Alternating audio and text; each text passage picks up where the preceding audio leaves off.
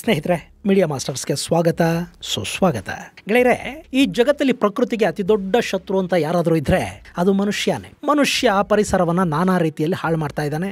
ನೀರನ್ನು ಕಲುಷಿತಗೊಳಿಸೋದು, ಗಾಳಿಗೆ ವಿಷ ಬೆರೆಸೋದು, ಮಣ್ಣಿನ ಫಲವತ್ತತೆಯನ್ನು ಹಾಳು ಮಾಡೋದು, ತನಗೆ ಅರಿವಿದ್ದೋ ಅರಿವಿಲ್ಲದೆಯೋ ಮಾನವನಿಂದ ಪ್ರಕೃತಿ ಹಾಳಾಗ್ತಾ ಇದೆ. ಗೊತ್ತಿದ್ದೋ ಗೊತ್ತಿಲ್ಲದೇನೋ, ಅನಿವಾರ್ಯಕ್ಕೋ ಅಗತ್ಯಕ್ಕೋ ಅಂತೂ ಮನುಷ್ಯ ಪ್ರಕೃತಿಯನ್ನ ಹಾಳು ಮಾಡ್ತಾ ಇದ್ದಾನೆ. ಇಲ್ಲಿ ಪರಿಸರ ಕಲುಷಿತಗೊಳ್ತಾ ಇರೋದಕ್ಕೆ ಬಹುದೊಡ್ಡ ಕೊಡುಗೆಯನ್ನು ಕೊಡ್ತಾ ಇರೋದು ಪ್ಲಾಸ್ಟಿಕ್. ಇನ್ನು ಇವತ್ತು ಮನುಷ್ಯ ಪರಿಸರವನ್ನ ಹಾಳು ಮಾಡ್ತಾ ಇದ್ರೆ, ಆ ಪರಿಸರಕ್ಕೆ ಪ್ಲಾಸ್ಟಿಕ್ ಅನ್ನ ತಂದು ತುಂಬುತ್ತಾ ಇದ್ರೆ, ಆ ಪ್ಲಾಸ್ಟಿಕ್ ಮತ್ತೊಂದು ಕಡೆಯಿಂದ ಮನುಷ್ಯನನ್ನ ಹಾಳು ಮಾಡೋದಕ್ಕೆ ಶುರು ಮಾಡಿದೆ. ಸಣ್ಣ ಸಣ್ಣ ಕಣಗಳಾಗಿ ಗಾಳಿಯ ಮೂಲಕ ಮನುಷ್ಯನ ದೇಹವನ್ನ ಸೇರ್ತಾ ಇರೋ ಪ್ಲಾಸ್ಟಿಕ್ ಮಾರಣಾಂತಿಕ ಕಾಯಿಲೆಗಳಿಗೆ ಕಾರಣ ಆಗ್ತಾ ಇದೆ. ಹೀಗಾಗಿ ಪ್ಲಾಸ್ಟಿಕ್ ಅನ್ನ ಕಂಟ್ರೋಲ್ ಮಾಡೋದಕ್ಕೆ ಏನಾದರೂ ಕ್ರಮಗಳನ್ನು ಕೈಗೊಳ್ಳಬೇಕು ಅನ್ನೋದು ಪ್ರತಿ ದೇಶ, ಪ್ರತಿ ಸರ್ಕಾರದ ಇಚ್ಛೆ. ಆದರೆ ಈಗ ಪ್ಲಾಸ್ಟಿಕ್ ಅನ್ನೋದು ಹೇಗಾಗಿದೆ ಅಂದರೆ, ಅದೊಂದು ವಸ್ತು ಇಲ್ಲದೆ ಇದ್ರೆ ಜೀವನನೇ ನಡೆಯೋದಿಲ್ಲೇನೋ ಅನ್ನೋ ಥರ ಮನುಷ್ಯನ ಬದುಕು ಬದಲಾಗಿದೆ. ಇಂಥ ಪರಿಸ್ಥಿತಿಯಲ್ಲಿ ಪ್ಲಾಸ್ಟಿಕ್ ಅನ್ನು ನಿಯಂತ್ರಿಸೋದು ಹೇಗೆ? ಅದನ್ನು ಸಂಪೂರ್ಣವಾಗಿ ನಾಶ ಮಾಡೋದಕ್ಕೆ ಸಾಧ್ಯ ಆಗತ್ತಾ? ಇತ್ತೀಚೆಗೆ ನಡೆದಿರೋ ಸಂಶೋಧನೆಗಳಲ್ಲಿ ಸಿಕ್ಕಿರುವ ಅದ್ಭುತ ದಾರಿ ಯಾವುದು ಅನ್ನೋದ್ರ ಬಗ್ಗೆ ಒಂದಷ್ಟು ಮಾಹಿತಿಯನ್ನು ನಾವಿಲ್ಲಿ ನೋಡೋಣ.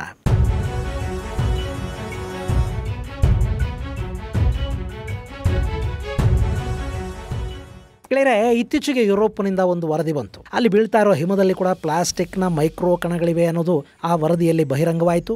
ಅವು ಎಷ್ಟು ಚಿಕ್ಕದಾದ ಕಣಗಳು ಅಂದರೆ, ನಾವು ಉಸಿರಾಡೋ ಗಾಳಿಯ ಮೂಲಕ ನಮ್ಮ ಶ್ವಾಸಕೋಶವನ್ನು ಅವು ಸೇರ್ತಾ ಇವೆ. ಆ ಬಳಿಕ ನಮ್ಮ ರಕ್ತವನ್ನು ಸೇರಿ ಕ್ಯಾನ್ಸರ್ನಂಥ ಮಹಾಮಾರಿಗೆ ಅವು ಆಹ್ವಾನವನ್ನು ಕೊಡ್ತಾ ಇವೆ ಅನ್ನೋ ಮಾಹಿತಿಯನ್ನು ಕೇಳಿ ಜಗತ್ತು ದಿಗ್ಭ್ರಾಂತಗೊಳ್ತು. ಅಷ್ಟೇ ಅಲ್ಲದೆ ಆಫ್ರಿಕಾದ ಉತ್ತರ ಭಾಗದಲ್ಲಿಂದ ಈ ಕಣಗಳು ಹಾರಿ ಬರ್ತಾ ಇವೆ. ಅವು ಗಾಳಿಯಲ್ಲಿ ಸೇರ್ಕೊಳ್ಳೋದ್ರಿಂದ ಹಿಮದಲ್ಲಿ ಮಿಕ್ಸ್ ಆಗಿ ಸ್ವಿಟ್ಜರ್ಲ್ಯಾಂಡ್ ಸೇರಿದ ಹಾಗೆ ಆಲ್ಪ್ ಪರ್ವತಗಳ ಮೇಲೆ ಶೇಖರಣೆಗೊಳ್ತಾ ಇವೆ. ಇದು ಯುರೋಪ್ನ ಪರಿಸರವನ್ನ ಹಾಳು ಮಾಡ್ತಾ ಇದೆ ಅಂತ ಹೇಳಲಾಯಿತು. ಮತ್ತೊಂದು ಕಡೆ ಪೆಸಿಫಿಕ್ ಸಾಗರದಲ್ಲಿ ಗ್ರೇಟ್ ಪೆಸಿಫಿಕ್ ಗಾರ್ಬೇಜ್ ಪ್ಯಾಚ್ ಇದೆ. ಸುಮಾರು 1.15ರಿಂದ 2.41 ಮಿಲಿಯನ್ ಟನ್ ಅಷ್ಟು ಪ್ಲಾಸ್ಟಿಕ್ಕು ಪ್ರತಿ ವರ್ಷ ನದಿಗಳ ಮೂಲಕ ಸಮುದ್ರಕ್ಕೆ ಪ್ರವೇಶ ಮಾಡ್ತಾ ಇದೆ. ಅದರಲ್ಲೂ ಪೆಸಿಫಿಕ್ ಸಾಗರಕ್ಕೆ ಸೇರುವ ಪ್ಲಾಸ್ಟಿಕ್ ಒಂದು ಕಡೆ ಶೇಖರಣೆಯಾಗಿ ಅದು ದೊಡ್ಡ ಪ್ಯಾಚ್ ಅನ್ನ ನಿರ್ಮಾಣ ಮಾಡಿದೆ. ಅದು ಎಷ್ಟರ ಮಟ್ಟಿಗೆ ಅಂದರೆ, ಅಮೆರಿಕಾದ ಭಾಗದಲ್ಲಿ ಈಸ್ಟರ್ನ್ ಗಾರ್ಬೇಜ್ ಪ್ಯಾಚ್ ಹಾಗೂ ಏಷ್ಯಾದ ಕಡೆಗಳಲ್ಲಿ ವೆಸ್ಟರ್ನ್ ಗಾರ್ಬೇಜ್ ಪ್ಯಾಚ್ ಇದೆ. ಇನ್ನು ನಾರ್ತ್ ಪೆಸಿಫಿಕ್ ಬಳಿ ಕೂಡ ಕನ್ವರ್ಜೆನ್ಸ್ ಝೋನ್ ಇದ್ದು ಅಲ್ಲಿ ಕೂಡ ಪ್ಲಾಸ್ಟಿಕ್ ಶೇಖರಣೆ ಆಗಿದೆ. ಇದು ಕೇವಲ ಪೆಸಿಫಿಕ್ನ ಕಥೆ ಅಲ್ಲ, ಅಟ್ಲಾಂಟಿಕ್ ಹಾಗೂ ಹಿಂದೂ ಮಹಾಸಾಗರದಲ್ಲಿ ಕೂಡ ಈ ರೀತಿಯ ಪ್ಲಾಸ್ಟಿಕ್ ಪ್ಯಾಚ್ಗಳು ನಿರ್ಮಾಣ ಆಗಿವೆ. ಇದು ಜಗತ್ತಲ್ಲಿ ಪ್ಲಾಸ್ಟಿಕ್ನಿಂದ ಉಂಟಾಗ್ತಿರೋ ಸಮಸ್ಯೆಯ ಬಗ್ಗೆ ಬೆಳಕು ಚೆಲ್ತಾ ಇದೆ. ಇನ್ನು ಪ್ಲಾಸ್ಟಿಕ್ ಭೂಮಿಯ ಒಳಗೆ ಸೇರಿದರೆ ಕೊಳೆಯುತ್ತಾ ಅಂದರೆ ಅದು ಯಾವತ್ತೂ ಕೊಳೆಯೋದಿಲ್ಲ.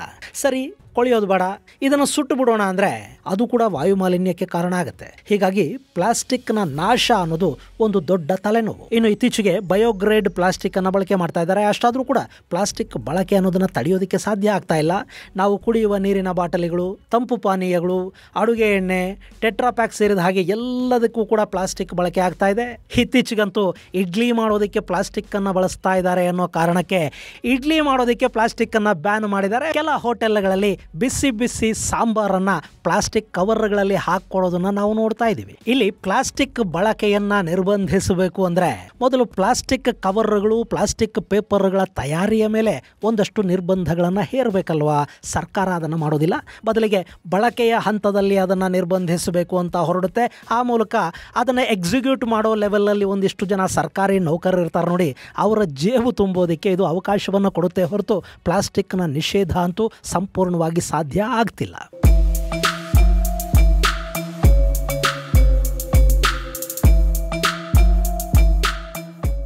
ಗೆಳೆಯರೆ, ಪ್ಲಾಸ್ಟಿಕ್ ಅನ್ನೋದು ಯಾವ ಮಟ್ಟಕ್ಕೆ ನಮಗೆ ಸಮಸ್ಯೆಗಳನ್ನು ಉಂಟು ಮಾಡ್ತಾ ಇದೆ ಅಂದ್ರೆ, ಕಳೆದ ಮಳೆಗಾಲದಲ್ಲಿ ಉಡುಪಿ ಬಳಿ ನದಿಯೊಂದು ಅಬ್ಬರಿಸಿತು. ಅದು ದೊಡ್ಡ ಮಟ್ಟದ ಸುದ್ದಿ ಆಯಿತು, ಸ್ವಲ್ಪ ಮಟ್ಟಿನ ಆತಂಕವನ್ನು ಉಂಟು ಮಾಡಿತು. ಅದಕ್ಕೆ ಕಾರಣ ಆಗಿದ್ದು ಆ ನದಿಯಲ್ಲಿ ಹರಿದ ನೀರಲ್ಲ, ಬದಲಿಗೆ ಪ್ಲಾಸ್ಟಿಕ್ ಬಾಟ್ಲುಗಳು. ನದಿಯ ತುಂಬ ಪ್ಲಾಸ್ಟಿಕ್ ಸೇರಿಕೊಂಡ ಕಾರಣಕ್ಕೆ ಆ ನದಿಯ ಹರಿವು ನಿಂತು ಆ ನೀರು ಅಕ್ಕಪಕ್ಕದ ಹೊಲಗಳಿಗೆ ನುಗ್ಗೋ ಹಾಗಾಯಿತು. ಸೊ ಪ್ಲಾಸ್ಟಿಕ್ ಅನ್ನೋದು ಒಂದಲ್ಲ ಒಂದು ರೀತಿಯಲ್ಲಿ ಬಳಕೆ ಆಗ್ತಾ ಇದೆ, ಸಮಸ್ಯೆಗಳನ್ನು ಉಂಟು ಮಾಡ್ತಲೇ ಇದೆ. ಅದನ್ನು ನಿಯಂತ್ರಿಸೋದರ ಬಗ್ಗೆ ಸಾಕಷ್ಟು ಸಂಶೋಧನೆಗಳು ಕೂಡ ಆಗಬೇಕಾಗಿದೆ. ಇನ್ನು ಕೆಲ ಕಡೆಗಳಲ್ಲಿ, ಉದಾಹರಣೆಗೆ ಊಟಿಯಲ್ಲಿ ಪ್ಲಾಸ್ಟಿಕ್ಕನ್ನು ಸಂಪೂರ್ಣವಾಗಿ ನಿಷೇಧ ಮಾಡಿದ್ದಾರೆ. ಅಲ್ಲಿ ಪ್ಲಾಸ್ಟಿಕ್ ನೀರಿನ ಬಾಟ್ಲುಗಳು ಸಿಗೋದಿಲ್ಲ. ಒಂದು ವೇಳೆ ನೀವು ಕಂಪನಿಗಳ ನೀರಿನ ಬಾಟ್ಲನ್ನು ತಗೋಬೇಕು ಅಂದರೂ ಕೂಡ 5ರಿಂದ 10 ಲೀಟರ್ ಕ್ಯಾನನ್ನು ತಗೋಬೇಕು. ಸೊ ಅವುಗಳನ್ನು ತಗೊಳ್ಳೋರು ತುಂಬ ಕಡಿಮೆ. ಇನ್ನು ಅಲ್ಲಿ ಹೆಚ್ಚಿನ ಬೆಲೆಗೆ ಗಾಜಿನ ಬಾಟ್ಲುಗಳಲ್ಲಿ ನೀರನ್ನು ಮಾರಾಟ ಮಾಡ್ತಾರೆ. ಹಾಗೆ ಎಲ್ಲೂ ಕೂಡ ಪ್ಲಾಸ್ಟಿಕ್ ಬಾಟ್ಲುಗಳಾಗಲಿ ಕವರ್ಗಳಾಗಲಿ ಅಲ್ಲಿ ನಮಗೆ ನೋಡೋದಕ್ಕೆ ಸಿಗೋದಿಲ್ಲ. ಪ್ಲಾಸ್ಟಿಕ್ ವಿಷಯದಲ್ಲಿ ಅವರು ಕಠಿಣ ಕಾನೂನುಗಳನ್ನಲ್ಲಿ ಜಾರಿಗೆ ತಂದಿದ್ದಾರೆ. ಆದರೆ ಇದೇ ಮಾದರಿಯನ್ನು ಬೆಂಗಳೂರಿನಂಥ ಮೆಟ್ರೋ ನಗರಗಳಲ್ಲಿ ಮಾಡೋದಕ್ಕೆ ಸಾಧ್ಯ ಆಗುತ್ತಾ? ಖಂಡಿತ ಆಗೋದಿಲ್ಲ. ಆದರೆ ನಮ್ಮ ಬೆಂಗಳೂರು ಬಿಡಿ, ಕರ್ನಾಟಕದ ಗ್ರಾಮೀಣ ಭಾಗಗಳಲ್ಲಿ ಕೂಡ ಇವತ್ತು ಪ್ಲಾಸ್ಟಿಕ್ ಅನ್ನು ನಿಷೇಧಿಸೋದಕ್ಕೆ, ನಿರ್ಬಂಧಿಸೋದಕ್ಕೆ, ನಿಯಂತ್ರಿಸೋದಕ್ಕೆ ಸಾಧ್ಯ ಆಗ್ತಾ ಇಲ್ಲ. ಗೆಳೆಯರೆ, ಪ್ಲಾಸ್ಟಿಕ್ ಅನ್ನು ಜನರಿಂದ ದೂರ ಮಾಡೋದಕ್ಕಂತೂ ಸಾಧ್ಯ ಆಗೋದಿಲ್ಲ ಅನ್ನೋದು ಅರ್ಥ ಆಗಿರೋ ವಿಷಯ. ಆದರೆ ಇದಕ್ಕೊಂದು ಪರಿಹಾರವನ್ನು ಕಂಡು ಹಿಡಿಬೇಕಲ್ಲ. ಅದಕ್ಕೆ ಪರಿಹಾರ ಏನು ಅಂದರೆ ಮಣ್ಣಲ್ಲಿ ಕೊಳೆಯೋ ಥರದ ಪ್ಲಾಸ್ಟಿಕ್ಕು, ನೀರಲ್ಲಿ ಕರಗೋ ಥರದ ಪ್ಲಾಸ್ಟಿಕ್ಕು, ಹೆಚ್ಚು ದಿನ ಪರಿಸರದಲ್ಲಿ ಉಳಿಯದ ರೀತಿಯ ಪ್ಲಾಸ್ಟಿಕ್ ಅನ್ನು ಕಂಡು ಹಿಡಿಬೇಕು. ಹಾಗೇನಾದರೂ ಆದರೆ ಮಾತ್ರ ಪ್ಲಾಸ್ಟಿಕ್ನಿಂದ ಉಂಟಾಗುವ ಸಮಸ್ಯೆಗೆ ಮುಕ್ತಿ ಸಿಗುತ್ತೆ. ಈಗ ಅಂಥದ್ದೊಂದು ಪ್ರಯತ್ನವನ್ನು ಸಂಶೋಧಕರು ಮಾಡಿದ್ದಾರೆ. ಅದರ ಫಲವಾಗಿ ಒಂದು ಪ್ರಾಡಕ್ಟ್ ಕೂಡ ಸಿಕ್ಕಿದೆ. ಅದು ಜಗತ್ತಿನ ಹಣೆ ಬರಹವನ್ನು ಬದಲಿಸುವ ಸಾಧ್ಯತೆ ಇದೆ ಅಂತ ಸಂಶೋಧಕರು ಹೇಳ್ತಾ ಇದ್ದಾರೆ.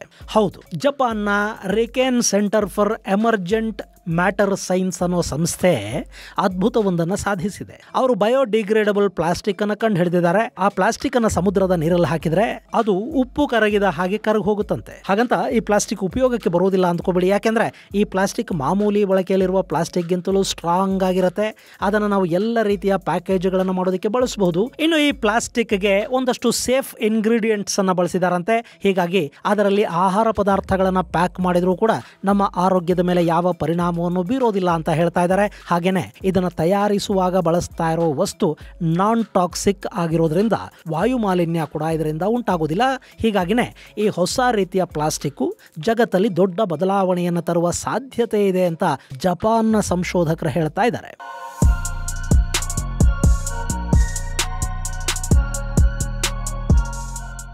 ಈಗ ನಾವು ಬಳಸ್ತಾ ಇರೋ ಪ್ಲಾಸ್ಟಿಕ್ಕು ಶತಮಾನಗಳ ಕಾಲ ಭೂಮಿಲೇ ಇದ್ರೂ ಕೂಡ ಅದು ಕರಗೋದಿಲ್ಲ. ಆದರೆ ಈ ಹೊಸ ಪ್ಲಾಸ್ಟಿಕ್ ಇದೆಯಲ್ಲ, ಇದು ಸಮುದ್ರದ ನೀರಲ್ಲಿ ಮುಳುಗಿದ ಕೆಲವೇ ಗಂಟೆಗಳಲ್ಲಿ ಕರಗಿ ಹೋಗುತ್ತಂತೆ. ಇದರಿಂದ ಸಮುದ್ರದ ಒಳಗೆ ಪ್ಲಾಸ್ಟಿಕ್ ಸೇರಿಕೊಂಡು ನೂರಾರು ವರ್ಷಗಳ ಕಾಲ ಅದು ನೀರಲ್ಲಿ ಉಳಿಯುವ ಸಮಸ್ಯೆ ತಪ್ಪಿದಂತಾಗುತ್ತೆ. ಹಾಗೆಯೇ ಇದು ಮಣ್ಣಲ್ಲಿ ಕೂಡ ಕೊಳೆಯುತ್ತೆ. ಆದರೆ ಸಮುದ್ರದಲ್ಲಿ ಕರಗಿದಷ್ಟು ವೇಗವಾಗಿ ಮಣ್ಣಲ್ಲಿ ಕೊಳೆಯೋದಿಲ್ಲ ಅನ್ನೋದು ಗಮನಿಸಬೇಕಾದ ಅಂಶ. ಹಾಗಂತ ಇದು ಮಣ್ಣಲ್ಲಿ ಕೊಳೆಯೋದಕ್ಕೆ ವರ್ಷಗಳೇನು ಬೇಕಾಗುವುದಿಲ್ಲ. ಬದಲಿಗೆ ಕೇವಲ 10 ರಿಂದ 15 ದಿನಗಳ ಒಳಗೆ ಈ ಪ್ಲಾಸ್ಟಿಕ್ ಮಣ್ಣಲ್ಲಿ ಮಣ್ಣಾಗಿ ಹೋಗುತ್ತೆ. ಹಾಗೇನೆ ಇದು ಮಣ್ಣಲ್ಲಿ ಸೇರಿದ ನಂತರ ಆರ್ಗ್ಯಾನಿಕ್ ಮ್ಯಾಟರ್ ಆಗಿ ಬದಲಾಗುತ್ತೆ. ಇನ್ನು ಈ ಪ್ಲಾಸ್ಟಿಕ್ ಭೂಮಿಗೆ ಬಿದ್ದರೆ ಭೂಮಿಯ ಫಲವತ್ತತೆ ಕೂಡ ಹೆಚ್ಚಾಗುತ್ತೆ ಅನ್ನೋದು ಜಪಾನ್ನ ಸಂಶೋಧಕರು ಹೇಳ್ತಾ ಇರೋ ಮಾತು. ಇದರ ಜೊತೆಗೆ ಈ ಪ್ಲಾಸ್ಟಿಕ್ ಮಣ್ಣಲ್ಲಿ ಹಾಗೂ ನೀರಲ್ಲಿ ಕರಗುವಾಗ ಯಾವುದೇ ರೀತಿಯ ಕಾರ್ಬನ್ ಡೈಆಕ್ಸೈಡ್ ಅನ್ನು ಬಿಡುಗಡೆ ಮಾಡೋದಿಲ್ಲ. ಹಾಗೆಯೇ ಈ ಪ್ಲಾಸ್ಟಿಕ್ ಅನ್ನು ಬೆಂಕಿಗೆ ಹಾಕಿ ಸುಟ್ಟಾಗಲೂ ಕೂಡ ಹೆಚ್ಚಿನ ಪ್ರಮಾಣದಲ್ಲಿ ಗ್ರೀನ್ ಹೌಸ್ ಗ್ಯಾಸ್ ಬಿಡುಗಡೆ ಆಗೋದಿಲ್ಲ. ಹೀಗಾಗಿ ಈ ಪ್ಲಾಸ್ಟಿಕ್ ಅನ್ನ ಹಸಿರು ಮನೆಯ ಪರಿಣಾಮದಿಂದ ಹೊರಗಿರುವ ಪ್ಲಾಸ್ಟಿಕ್ ಅಂತ ಹೇಳ್ತಾ ಇದ್ದಾರೆ. ಇದು ಜಾಗತಿಕವಾಗಿ ಹೆಚ್ಚಾಗ್ತಾ ಇರೋ ಕಾರ್ಬನ್ ಪ್ರಮಾಣವನ್ನ ಕಡಿಮೆ ಮಾಡೋದಕ್ಕೆ ಕೂಡ ಉಪಯೋಗ ಆಗುತ್ತಂತೆ. ಗೆಳೆಯರೆ, ಇಲ್ಲಿ ನಾವು ಪ್ಲಾಸ್ಟಿಕ್ ಬಳಕೆಯನ್ನ ಬಿಡೋದಕ್ಕಂತೂ ಸಾಧ್ಯ ಆಗ್ತಾ ಇಲ್ಲ. ಈಗ ಬಳಸ್ತಾ ಇರೋ ಪ್ಲಾಸ್ಟಿಕ್ ಅನ್ನ ಸಂಪೂರ್ಣವಾಗಿ ನಿಯಂತ್ರಿಸೋದಕ್ಕೆ, ಪ್ಲಾಸ್ಟಿಕ್ ಇಲ್ಲದ ನಮ್ಮ ಬದುಕುಗಳನ್ನು ಕಲ್ಪಿಸಿಕೊಳ್ಳೋದಕ್ಕೆ ಕೂಡ ಸದ್ಯಕ್ಕೆ ಸಾಧ್ಯ ಆಗ್ತಾ ಇಲ್ಲ.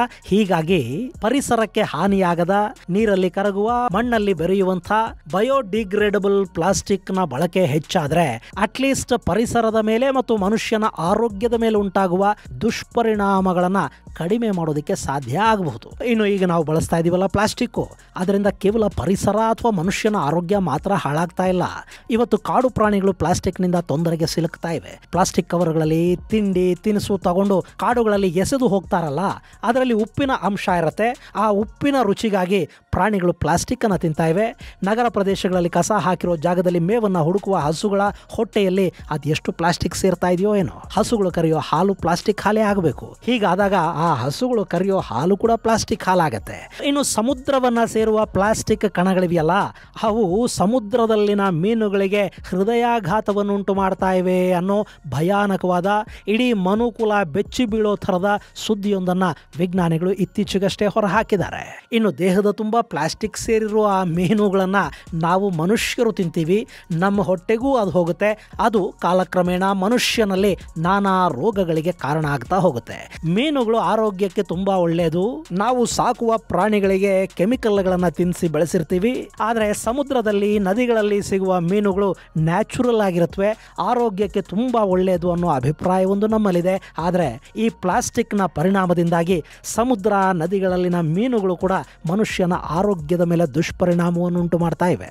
ಹೀಗಾಗಿ ಮನುಕುಲಕ್ಕೆ ಕಂಟಕದ ಥರ ತಯಾರಾಗಿರೋ ಪ್ಲಾಸ್ಟಿಕ್ ಅನ್ನ ನಿಯಂತ್ರಿಸಬೇಕಾದ, ನಿರ್ನಾಮ ಮಾಡಬೇಕಾದ ಜವಾಬ್ದಾರಿ ಪ್ರತಿಯೊಬ್ಬ ಮನುಷ್ಯನ ಮೇಲೂ ಇದೆ.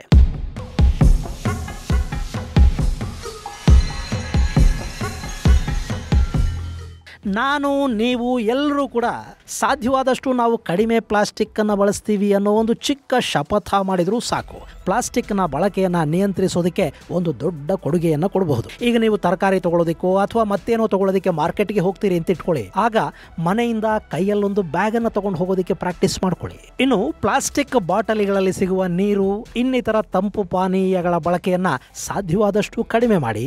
ನೀರನ್ನು ಸಾಧ್ಯ ಆದರೆ ಮನೆಯಿಂದಲೇ ಗಾಜಿನ ಬಾಟ್ಲಲ್ಲೋ ಮೆಟಲ್ ಬಾಟಲ್ಗಳಲ್ಲೋ ತಗೊಂಡು ಹೋಗೋದಕ್ಕೆ ಶುರು ಮಾಡಿ. ಒಟ್ಟಾರೆ ಸಾಧ್ಯವಾದಷ್ಟು ಪ್ಲಾಸ್ಟಿಕ್ ಬಳಕೆಯನ್ನು ನಾವು ಕಡಿಮೆ ಮಾಡ್ತೀವಿ ಅನ್ನೋ ಒಂದು ಚಿಕ್ಕ ನಿರ್ಧಾರ, ಒಂದು ಚಿಕ್ಕ ಸಂಕಲ್ಪ ಪರಿಸರವನ್ನು ಕಾಪಾಡೋದ್ರಲ್ಲಿ ದೊಡ್ಡ ಕೊಡುಗೆಯನ್ನು ಕೊಡುತ್ತೆ. ಅದನ್ನು ನಾವಲ್ಲದೆ ಇನ್ಯಾರು ತಾನೇ ಮಾಡೋದಕ್ಕೆ ಸಾಧ್ಯ ಆಗುತ್ತೆ ಹೇಳಿ? ಇವತ್ತೇ ಅಂಥದ್ದೊಂದು ಸಂಕಲ್ಪ ನಿಮ್ಮದಾಗಲಿ. ಇದು ಗೆಳೆಯರೆ, ಜಪಾನ್ನ ಸಂಶೋಧಕರು ನೀರು ಮತ್ತು ಮಣ್ಣಲ್ಲಿ ಕರಗುವ ಬಯೋಡಿಗ್ರೇಡಬಲ್ ಪ್ಲಾಸ್ಟಿಕ್ ಅನ್ನು ಸಿದ್ಧಪಡಿಸಿರೋದರ ಕುರಿತಾದ ಒಂದಷ್ಟು ಮಾಹಿತಿ. ಆ ಪ್ಲಾಸ್ಟಿಕ್ ಯಾವಾಗ ನಮ್ಮನ್ನು ತಲುಪುತ್ತೋ ಗೊತ್ತಿಲ್ಲ, ಮತ್ತು ಅದರಿಂದ ಇನ್ಯಾವ ಅಪಾಯಗಳು ಮುಂದಿನ ಕಾಲದಲ್ಲಿ ಆಗುತ್ತವೋ ಅದೂ ಗೊತ್ತಿಲ್ಲ. ಆದರೆ ಅದೆಲ್ಲದರಿಂದ ಮುಕ್ತಿ ಪಡ್ಕೊಳ್ಳೋದಕ್ಕಿರುವ ಏಕೈಕ ಮಾರ್ಗ ಅಂದರೆ ಪ್ಲಾಸ್ಟಿಕ್ ಬಳಕೆಯನ್ನು ಕಡಿಮೆ ಮಾಡೋದು. ಅದಕ್ಕೆ ನಾನು, ನೀವು, ಪ್ರತಿಯೊಬ್ಬರು ಕೂಡ ಒಂದು ಚಿಕ್ಕ ಸಂಕಲ್ಪ, ಒಂದು ಚಿಕ್ಕ ಶಪಥವನ್ನು ಮಾಡೋದು. ಅದನ್ನು ನೀವು ಖಂಡಿತ ಮಾಡ್ತೀರಿ ಅನ್ನೋ ಭರವಸೆಯೊಂದಿಗೆ ಈ ಸಂಚಿಕೆಯನ್ನು ಮುಗಿಸ್ತೀನಿ. ಮುಂದಿನ ಸಂಚಿಕೆಯಲ್ಲಿ ಮತ್ತಷ್ಟು ವಿಶೇಷಗಳ ಜೊತೆ ಮತ್ತೆ ಭೇಟಿಯಾಗೋಣ. ಅಲ್ಲಿವರೆಗೆ ಜೈ ಹಿಂದ್, ಜೈ ಕರ್ನಾಟಕ.